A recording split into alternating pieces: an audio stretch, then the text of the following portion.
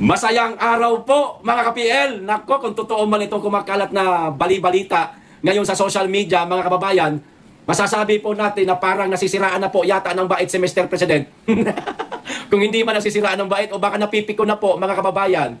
Ayon po kasi dito sa babasahin ko at ihahatid ko po sa inyo.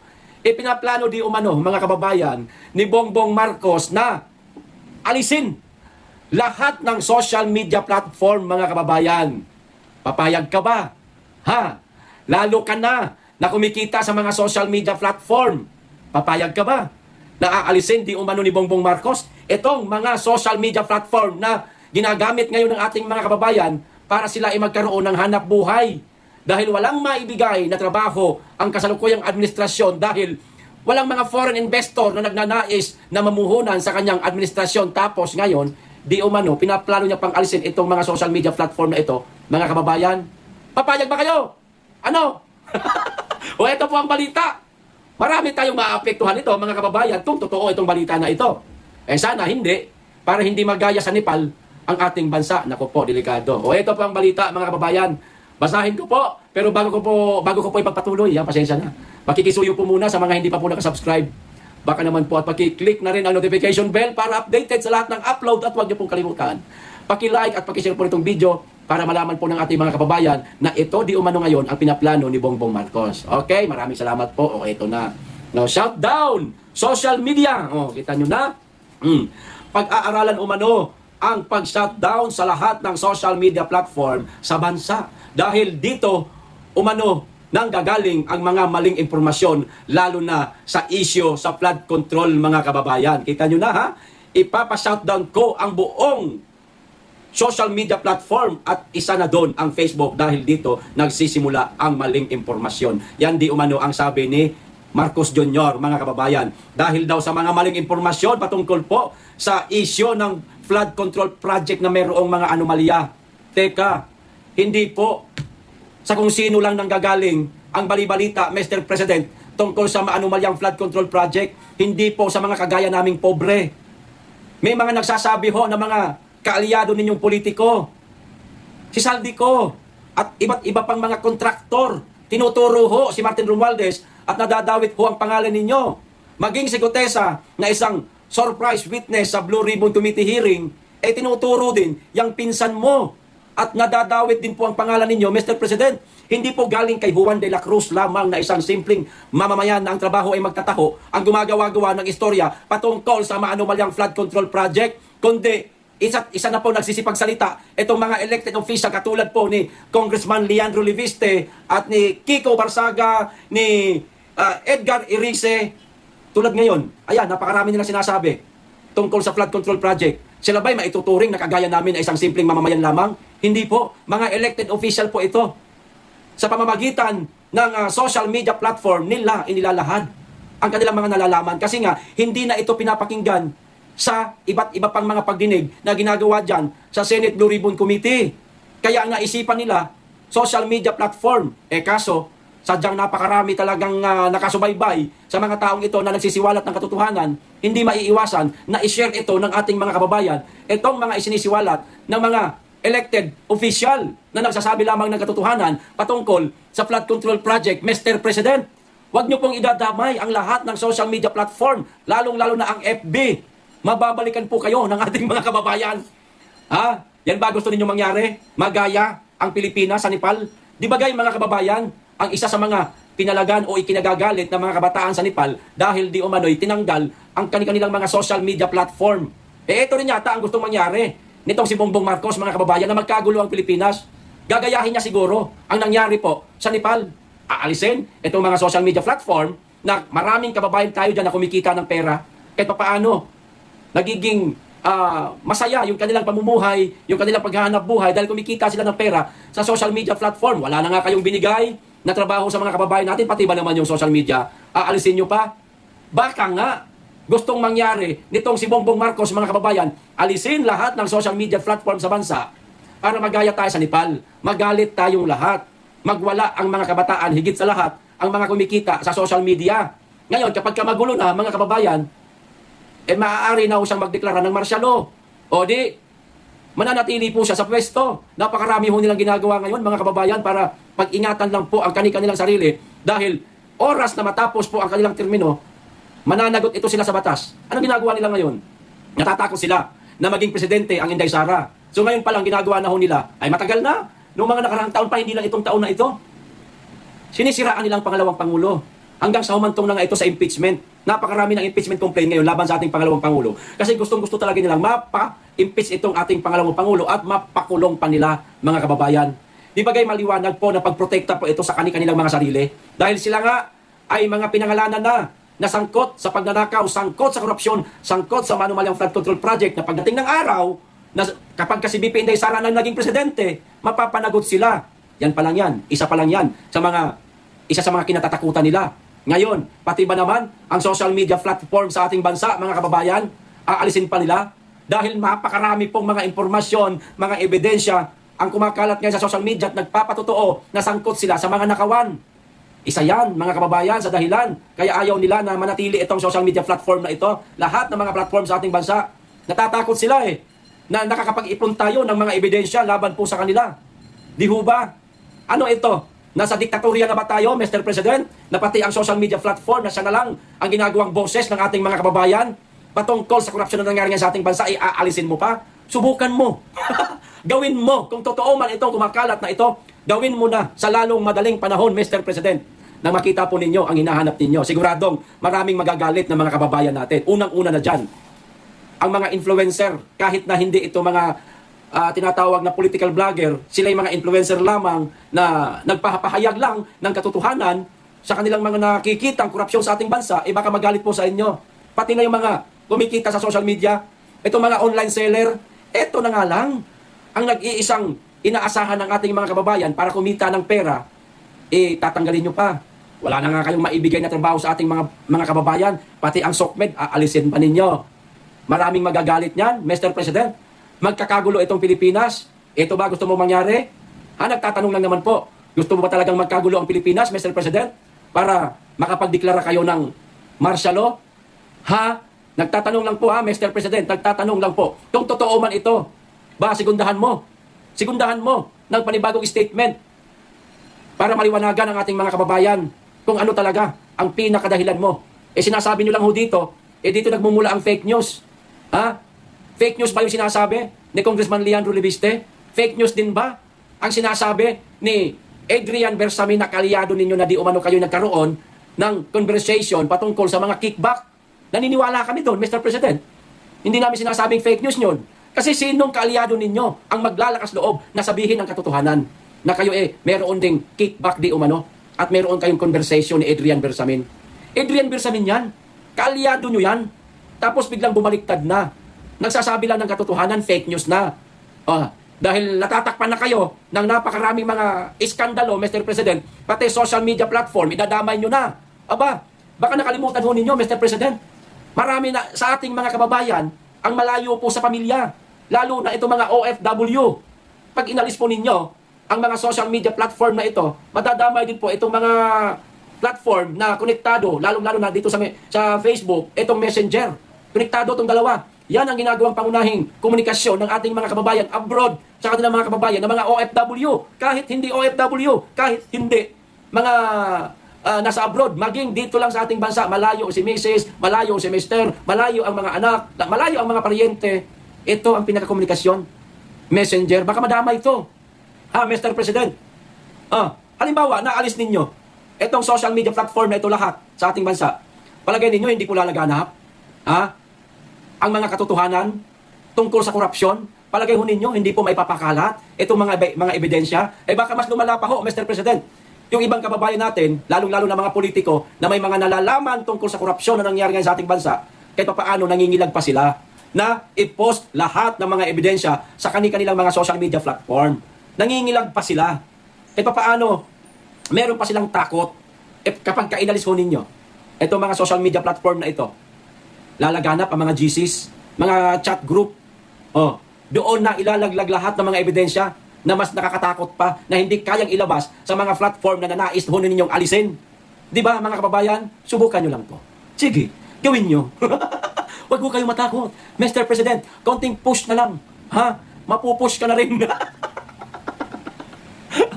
Subukan yung alisin. Itong mga social media platform na ito, Mr. President. Baka magaya tayo. Baka lang naman, baka magaya tayo sa Nepal na nagkagulo, pinasok ang establishmento ng gobyerno, pinagsusunog ng kanilang mga mamamayan dahil sa galit nila, sa namumuno sa kanilang korupsyon na nga. Tapos meron pang mga pautot na alisin ang social media platform kagaya di umano nitong pinaplano mo, Mr. President. Subukan nyo lang po. Kita nyo naman, di ba, mga kababayan? Ano po masasabi ninyo? Lalo-lalo na po kayong mga kumikita sa social media. Papayag ho ba kayo na basta-basta na lang i-shutdown lahat ng SOCMED platform sa ating bansa, mga kababayan?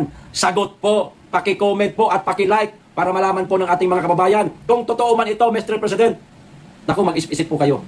Pero kung meron pa po kayong matinong pag-iisip, huwag nyo po itong itutuloy. Pero kung sira na yung pag-iisip ninyo, Mr. President, ituloy mo na nang makita mo ang tinatagong baraha ng ating mga kababayan. Okay? Mag-aabang kami, Mr. President, ha? Ito pa isang balita, mga kababayan. Itong tungkol naman po sa mga naging sagot ni Auntie Claire patungkol po sa katanungan sa kanilang media, mga kababayan. Itong tungkol po sa conversation di umano ni Adrian Bersamin at ni Mr. President Bongbong Marcos. Ito po ang naging sagot ni Auntie Claire. Panoorin po natin. So, Yusek Canta Palace categorically denied that there is no such communication na palitan ng communication between the President and Yusek Bersamin. Nakita niyo na po ba yung communication? Yung sinasabi niya pong na nandito na yung pera. And then nakita niyo na po ba? Replied. Nakita niyo na po ba? Sa mga balita po, sinabi po na... So, wala pa rin po kami nakita. So, sorry, is that a challenge to those who are claiming that there are such communications to show them? Paano po natin mabibigyan ng katamang katano ang kasagutan, matalinong kasagutan, kung wala naman po pa tayo nakikita? Follow-up question mula kay Evelyn Quiroz, Filipino Mirror. Good afternoon, Yusek. Bali, hindi po magpapaimbestiga. Wala pong magiging aksyon ang Pangulo kasi po napakabigat po ng akusasyon na ito. Wala po ba siyang gagawing pag-iimbestiga or wala pong hakbang na gagawin? Even before, wala pa po itong issue na ito. As sinabi po ng Pangulo, moving forward po ang administrasyon para po sa usaping pang-ekonomiya. At kung ano man po ang dapat namin imbestigahan, yan po ay ibinibigay na po sa kamay ng Ombudsman, DOJ at ng ICI. Ang follow-up lang po, Yusek. So may balita rin po na may affidavit na ginawa si Yusek Bersamin. Handa po ba ang palasyo na sagutin ito sa takdang panahon? Hindi po tayo makakapagbigay muli ng anumang categorical na answer dyan hanggat wala pa po tayo nakikita. O wala pa daw nakikita, mga kababayan, parang hinahamon po ni Auntie Claring ang sino mang may hawak nitong mga conversation ni Bongbong Marcos at ni Adrian Bersamin.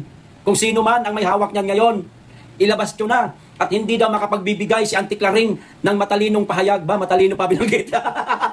Talaga lang ha? Matalinong pahayag talaga. Kailan ka naging talino? Auntie Claire?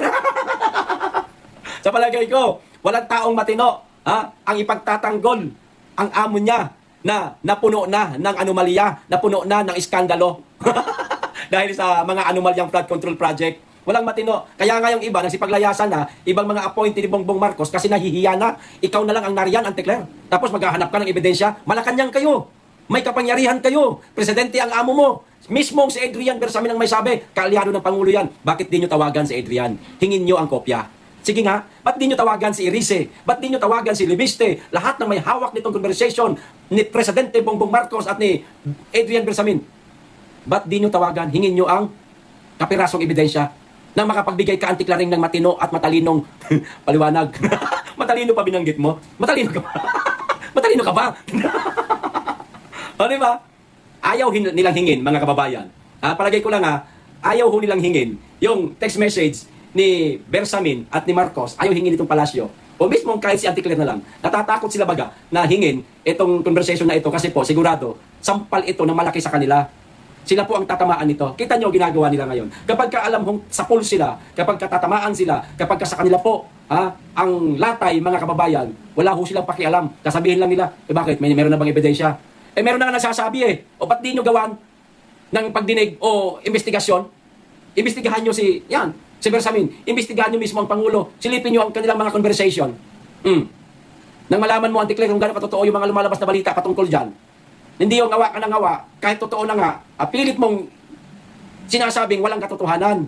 Na mahirap sa inyo napakagaling ninyo, dumepensa. Pero ang katotohanan, hindi nyo kayang tanggapin kasi masasaktan kayo. Kayo ang tatamaan. Di ba, mga kababayan? Sus, grabe. Etong si Auntie Claring. Wala nang kapanipaniwala na mga sinasabi itong ali na ito. Lalo nung nabanggit niya kanina, yung sinabi niya na ang Pangulo daw, focus lang daw, patuloy lang daw ang Pangulo sa pagpapalago sa ekonomiya. Meron bang ekonomiyang lumago sa ating bansa? Pag nanakaw, lumago, siguro. Pero ekonomiya ng Pilipinas lumago, dumami ang foreign investor, nagkaroon ng maraming trabaho, di hamak na kahit pa paano nakakaangat, hindi naman nakakaangat, medyo may halaga na ang piso kontra dolyar. Walang ganun. Bagsak lahat. Napakataas ka ng dolyares kontra peso 59 mahigit, malapit na mag-60. Tapos sasabihin mo, Klaring, na focus ang presidente sa pagpapaganda ng ekonomiya. Nasaan yung ganda ng ekonomiya? Napakamahal ng gasolina, napakamahal ng mga bilihin, walang trabaho maibigay ang gobyerno sa mga Pilipino. Oh, nasaan? Ha, baliw ka ba? Siraulo ka ba? Nagtatanong lang baka may saltik ka na. Nangihinayang kami sa titulo mo bilang abogado, hindi mo nagagamit ng maayos, Auntie Klaring, sayang naman ang pinag-aralan mo, pinaggastusan ng pamilya mo, ng magulang mo, ilang taon ka para makapagtapos sa pagiging abogasya, pero ganyan lang rin pala ang magiging trabaho mo. Taga-attack sa mga oposisyon, attack dog ng kasalukuyang administrasyon. Di ba? Wala pa daw na lumalabas ng mga text messages ni Marcos, sabi-sabi pa lang daw yan. Sa mga may hawak nitong mga ebidensyang ito, ilabas nyo na po sa social media. Parang awa nyo na po. Nagmamalaki na po ang Palasyo Malacanang. Nagmamalaki sila, nagmamayabang sila. Oh, wala pa namang ebidensya pala kayo nakikita. Bakit yung sinasabi yan? Diba? Pagmamalaki ho yan, mga kababayan. Ilabas nyo na po. Kung sino po may hawak nitong conversation ni Marcos at ni Adrian, ilabas nyo na. Isampal natin sa mukha nitong babaeng palengkera na ito at sa Palasyo Malacanang. Okay, umaasa kami. Kaming mga pobre, kaming nasa baba. Sa mga may hawak nitong ebidensya sa conversation ni Marcos at ni Adrian, ilabas nyo na. Nakikiusap kami. Okay? O ito pa, isang balita, mga kababayan. Tungkol po ito sa kumakalat ngayon na picture. Alam nyo, ito yung sinasabi ko. Bago pa po bago pa po magkagulo-gulo ng ganito sobra. No? Di bagay, panay po ang dikit nitong si Amy Marcos kay Inday Sara. Ewan ko lang hanggang ngayon, malamang dumidikit pa rin yan. Ito po, may nagpapakalat po ng literato sa social media, mga kababayan. Ipapakita ko lang sa inyo. Hindi ho malayong mangyari ito. Pwede po itong mangyari kung gugustuhin po ng ating pangalawang Pangulo. Pero, palagay ko, ang may gusto lang ho nito, itong mga maka-Amy Marcos. Ayan yung picture. Kita nyo na. Uniteam na naman daw, mga kababayan. Uniteam na naman daw sa 2028 election. Ito po yung kanilang, pinagkakalat ngayon sa social media. Para nga naman, etong ating mga kababayan na hindi po masyadong nalalaman ang usapin tungkol sa magulong politika sa ating bansa, maaari po itong sakyan, i-share ng ating mga kababayan. Tandaan po natin, mga kababayan, ang may pakanahon nito, sigurado mga Marcos pa rin. Sara for President, Amy for Vice President. Mga kababayan, pagka ito ho nangyari, pwede pong hadlangan ni Amy Marcos ang lahat ng mga press back ni BP Inday Sara sa kanyang kapatid, which is kapatid nitong si Amy Marcos, walang iba kundi si Bongbong Marcos. Pwede pong makiusap itong si Amy na Inday. Halimbawa, nanalo na silang dalawa. Halimbawa lang, busy na siya ni Inday. Inday, wag naman. Baka pwedeng, wag mo naman kasuhan si Bonget. Si Romualdez na lang. Di ba? Isa sa mastermind yung kapatid mo, manang Amy. Isa sa mastermind yung kapatid mo. Hindi ka pa nga nagbibigay ng inyong opinion o ng inyong reaksyon patungkol doon sa sinabi ni Adrian Bersamin na meron silang communication o conversation ni Marcos sa pagtanggap ng mga kickback. Ano masasabi mo doon? Amy Marcos. Mga kababayan, ayan, yung picture. Papayag ko kayo na maging BP ni Inday Sara, si Amy, ako ayoko talaga. Oo, nagugustuhan natin. Yung mga sinabi niya patungkol doon sa kapatid niyang gumagamit di umano ng droga. Bakit? Kumilos ba tao? Kumilos ba ang kasundaluhan? Kumilos ba ang men in uniform? Kasama na ang mga kapulisan? Wala. Di ba ga? Mas lalo lang pong napatunayan natin, mga kababayan, na baka lang naman, baka sinadya yon ni Amy Marcos na sabihin ganoon ang ginagawa ng kanyang kapatid na gumagamit ng ipinagbabawal na gamot para ipakita at ipamukha sa ating lahat. Kita nyo na? Sinabi ko na lahat na yung ading ko gumagamit ng droga, pero kumilos ba ang sandatahang lakas? Hindi. Wala. Kaya itigil nyo yung inyong pangarap na pababain ang aking kapatid. Pag-resignin ang aking kapatid. Parang ganun ang dating nun sa akin, mga kababayan. Ewan ko lang po sa inyo. Nanahimik na siya. Diba? Kamusta? Nagbigay ba siya ng reaksyon niya tungkol doon sa mga conversation di umano ni Bersamin at saka ni Marcos? Wala. Wala.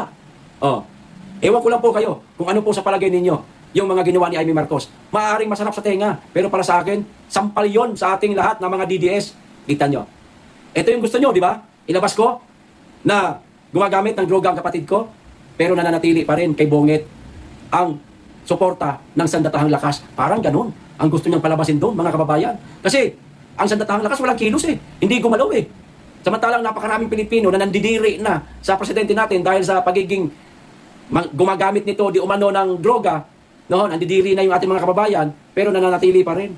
Tikong bibig ang sandatahang lakas na parang yun po ang palabasin nito si Amy Marcos. Hindi ako naniniwala sa ali na ito. Wag po natin ito ipapakalat yung picture na ito ha. Pag napadaan po sa inyong social media ha. Wag niyo pong i-share mga kababayan. Baka makisakay po yung ating mga kababayan na hindi masyado nalalaman ang usapin sa magulong politika sa ating bansa. Baka maniwala sila dito at ito pa ikampanya nila. Naku po, sayang naman. No? Maghanap po tayo ng iba magiging vice presidente ng ating pangalawang Pangulo Inday Sara. Sa 2028, itulak natin ang ating VP Inday na maging o tumakbo sa pagka-presidente. At sana, para sa akin lang ha, sana si Marcoleta ang maging vice niya. Mahirap na. Baka si Amy Marcos, baka matuloy ito, baka ma-impeach po ang ating pangalawang Pangulo. Mag-iingat po tayo. Okay, hanggang dito lang po. Mag-iingat kayong lagi at higit sa lahat. Mahalin po natin ang Pilipinas.